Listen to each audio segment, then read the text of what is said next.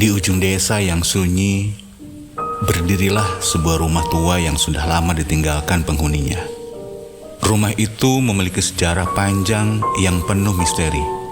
Konon, dulunya rumah itu adalah kediaman seorang bangsawan kaya raya yang terkenal kejam.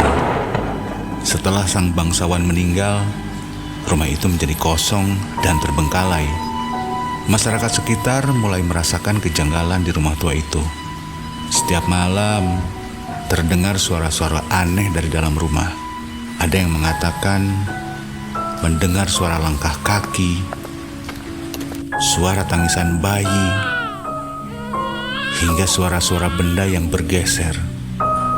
Suara-suara itu semakin membuat bulu kuduk merinding, terutama saat malam semakin larut. Ketakutan semakin menjadi-jadi ketika beberapa orang mengaku melihat penampakan di sekitar rumah tua tersebut. Ada yang melihat sosok perempuan berbaju putih menangis di jendela. Ada pula yang melihat bayangan hitam yang melintas di balik dinding. Cerita tentang rumah tua itu pun semakin melebar dan menjadi bahan pembicaraan di seluruh desa. Beberapa pemuda pemberani mencoba untuk menginap di rumah tua itu untuk membuktikan kebenaran cerita yang beredar.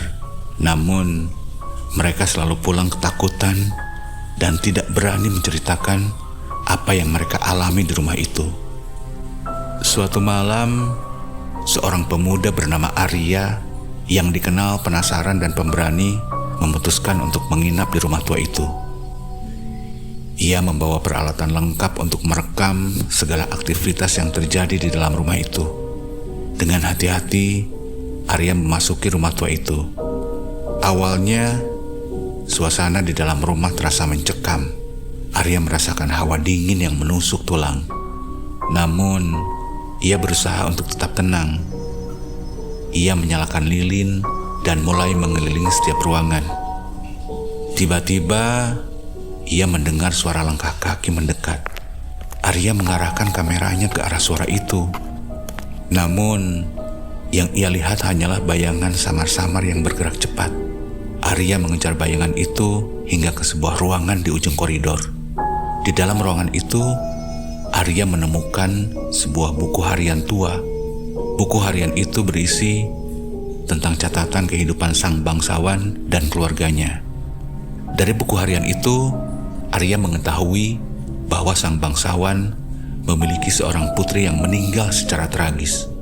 Putri bangsawan itu dikuburkan di bawah pohon besar di belakang rumah. Arya menduga bahwa suara-suara aneh yang terdengar berasal dari arwah putri bangsawan itu yang masih bergentayangan.